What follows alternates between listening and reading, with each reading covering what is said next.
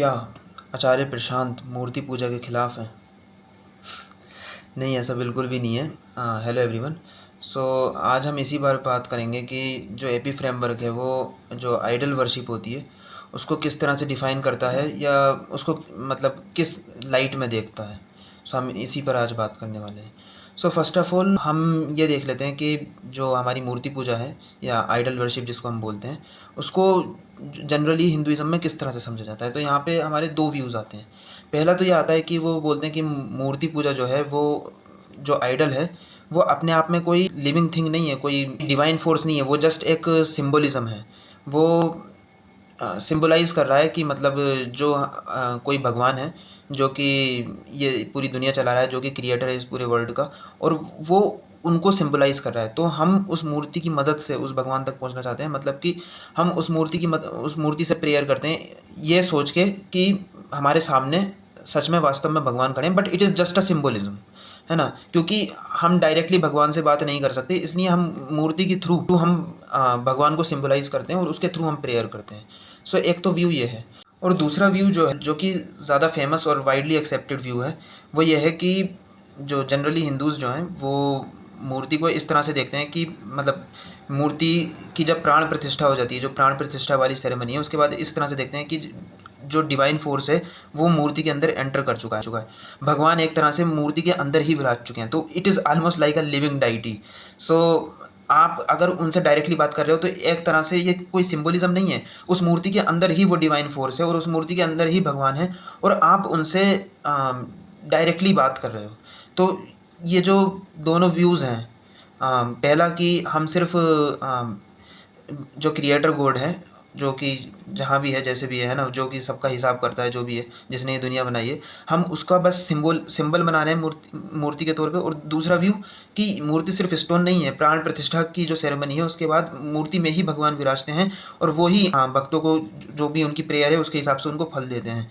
ये दोनों ही व्यू, इन दोनों ही व्यूज़ को एपी फ्रेमवर्क कम्प्लीटली रिजेक्ट करता है, क्योंकि मैं पहले भी जो वीडियोज़ है उसमें बता चुका हूँ कि एपी फ्रेमवर्क किसी भी तरह के क्रिएटर गॉड को, जिसने ये यूनिवर्स बनाया है और जो सभी को कर्मों के मुताबिक उनको फल देता है, इस तरह का जो क्रिएटर गॉड है उसको ही रिजेक्ट करता है। तो ये जो दोनों व्यूज़ हैं मूर्ति के, कि मैं भगवान का सिंबलिज्म बना रहा हूँ या भगवान खुद मूर्ति में विराजते हैं और मैं उनके सामने आके उनसे अपनी बात रख रहा हूँ, अपनी प्रेयर कर रहा हूँ, जो भी है ना।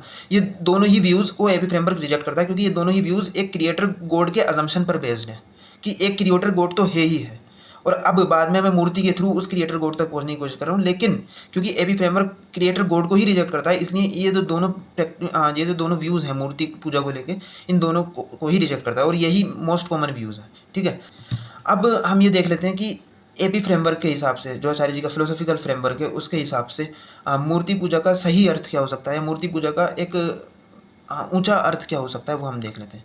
सो एपी फ्रेमवर्क बोलता है कि मूर्ति किसी भगवान या ऊपर बैठे क्रिएटर गॉड का सिंबलिज्म नहीं है।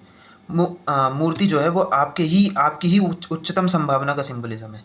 मतलब कि जिस भी कंडीशन में अभी आप हो, आप ईमानदारी से इवेल्युएट करो, आप जेन्युइनली इवेल्युएट करो, एकदम ऑनेस्टली इवेल्युएट अपने आप को, मतलब ऑनेस्टली अपने आप को देखो और ये पता करो कि अभी आपको क्या लगता है कि क्या क्या चीज़ें हैं जो कि आपने बिलीव्स पकड़ रखे हैं, कौन कौन सी चीज़ें हैं, कौन कौन से बिलीव्स हैं जो आपने पकड़ रखे हैं, जिसके थ्रू आपको लगता है कि जो आपकी इनर इनकम्प्लीटनेस है, इनर वॉइड है, वो फुलफिल हो जाएगा। अब आप इमेजिन करो कि ये मान लीजिए आपने 10 बिलीव्स पकड़ रखे हैं, ये 10 बिलीव्स को मैं छोड़ दूँ, अगर मैं इन 10 बिलीव्स को छोड़ देता हूँ तो मैं किस प्रकार का इंसान बन पाऊँगा। और वो जो आपका इमेजिनेशन होगा कि मैं ये 10 बिलीफ छोड़ देता हूँ तो मैं किस प्रकार का इंसान बन पाऊंगा, वो आप सुपर इम्पोज करते हो मूर्ति के ऊपर, वो आप इमेजिन करते हो, मतलब वो आप मूर्ति वो इंसान सिंबलाइज करती है, मतलब आपकी ही उच्चतम संभावना को मूर्ति सिंबलाइज करती है। अब इसका मतलब ये नहीं है, ये एक डायरेक्शन है, ये एक प्रोसेस है। मैं बताता हूँ कि अब मान लेते हैं आपने ये रिकॉग्नाइज कर लिया कि आपकी 10 बिलीफ्स हैं, ठीक है, और आपने ये भी इमेजिन कर लिया कि जो इन 10 बिलीफ्स को छोड़ने के बाद जो मेरी उच्चतम संभावना बनेगी वो ये मूर्ति है मेरे सामने, ठीक है। सो अब आप उन बिलीफ्स को छोड़ते चलते हो, ठीक है, और एक दिन ऐसा आता है कि आपको दिखाई देता है कि जीनुइनली, वैसे ये काफ़ी रेयर होता है बट जीनुइनली आपने वो 10 बिलीफ्स छोड़ दिए। अब आप जिस कंडीशन में, आपको दिखाई देगा कि पहले मैं जिस कंडीशन में था जब तक मुझे लग रहा था कि 10 बिलीफ्स ही हैं, पर अब ये 10 बिलीफ्स छोड़ने के बाद मुझे दिख रहा है कि 15 बिलीफ्स और भी हैं मेरे। तो अब आप इमेजिन करोगे उस कंडीशन में आने के बाद कि जब ये 15 बिलीफ मैं छोड़ दूंगा तो जो मेरी उच्चतम संभावना बनेगी उसको फिर आप मूर्ति में इमेजिन करोगे कि वो ये मूर्ति है, कि अगर मैंने ये 15 बिलीफ छोड़ दिए, जो जब मैं जो इंसान बनूंगा वो ये मूर्ति है। फिर आप उन 15 मान लेते हैं आपने वो 15 बिलीफ्स भी छोड़ दिए, ये जस्ट मैं मान के चल रहा हूँ, वैसे ये बहुत रेयर होता है कि आप एक भी बिलीफ छोड़ दो, बट 15 बिलीफ्स भी छोड़ दिए कि ये पर्टिकुलर चीज़ मेरा वॉइड फुलफिल कर देगी, इस तरह से ये 15 बिलीफ्स हैं ये छोड़ दिए। फिर आपको पता चलेगा कि उस कंडीशन में तो मुझे लग रहा था बस ये 15 बिलीफ्स ही हैं, अभी पता चला है कि 5 बिलीफ और हैं। तो इस तरह से ये एक प्रोसेस है, आप आगे बढ़ते जाओगे, आप अपने बिलीफ छोड़ते जाओगे, आपको अपने बारे में ही पता चलता जाएगा कि अभी तो और बिलीफ्स हैं और बिलीफ्स हैं, आप इस तरह से छोड़ते चले जाओगे। और जैसे जैसे आपको पता चलेगा कि अभी और बिलीफ्स हैं, आप फिर इमेजिन करोगे कि अगर मैं इन ABCDE ये जो 5 बिलीफ्स हैं इनको मैं हटा दूं तो मेरी उच्चतम संभावना जो बनेगी वही आप उस मूर्ति पे सुपर इम्पोज करोगे, वही आप उस मूर्ति को इमेजिन करोगे कि ये मूर्ति ही अगर मैं 5 बिलीफ्स हटा देता हूँ तो उसके बाद जो मैं बचता हूँ वही ये मूर्ति रिप्रेजेंट करती है। सो अब इस हिसाब से प्रेयर का क्या मतलब हुआ? तो प्रेयर का मतलब ये नहीं है कि जैसे जनरली समझा जाता है कि आप भगवान के पास जा रहे हो और अपनी डिज़ायर्स रख रहे हो कि मेरी ये पर्टिकुलर चीज़ मुझे मिल जाए, है ना, मुझे इस पर्टिकुलर चीज़ की प्राप्ति हो जाए। प्रेयर्स का मतलब किसी भगवान के पास जाके अपनी डिज़ायर्स बताना नहीं है। जब आप एक मूर्ति के सामने हो, आप एक मंदिर में एक मूर्ति के सामने हो और जो आप प्रेयर कर रहे हो, तो उसका सिंपल मतलब ये है कि ego is trying to convince itself. Ego अपने आप को ही कन्विंस करने की कोशिश कर रही है कि भाई ये बिलीफ्स अब छोड़ दूँ, कि मैं ये बिलीफ्स अब छोड़ दूँ, कि मैंने ये देख लिया है कि मैं काफ़ी टाइम से ये बिलीफ्स पकड़ा हुआ हूँ और ये आज तक मेरे वॉइड को फुलफ़िल करने के कैपेबल नहीं हुए, या इन्होंने आज तक मेरी इनकम्प्लीटनेस को फुलफ़िल नहीं किया है, तो अब इन बिलीफ्स को पकड़े रहने का कोई फ़ायदा नहीं है। सो ईगो अपने आप को ही कन्विंस करने की कोशिश कर रही है कि मैं इन XYZ बिलीफ्स को छोड़ दूँ। इसी को हम प्रेयर कहते हैं।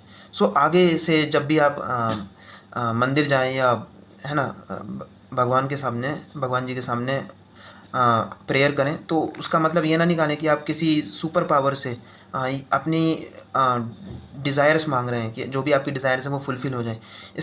इसको आप इस तरह से लें कि आप अपने आप से ही पूछें कि मैंने क्या क्या बिलीफ्स पकड़ रखे हैं, और उनको क्वेश्चन करें, उन बिलीफ्स को क्वेश्चन करें, पूछें कि क्या आज तक उन बिलीफ्स ने सच में आपको फुलफ़िल किया है। जब वो आपकी डिज़ायर की चीज़ मिल भी गई, क्या सच में आपको जब भी सेटिस्फेक्शन हुआ था?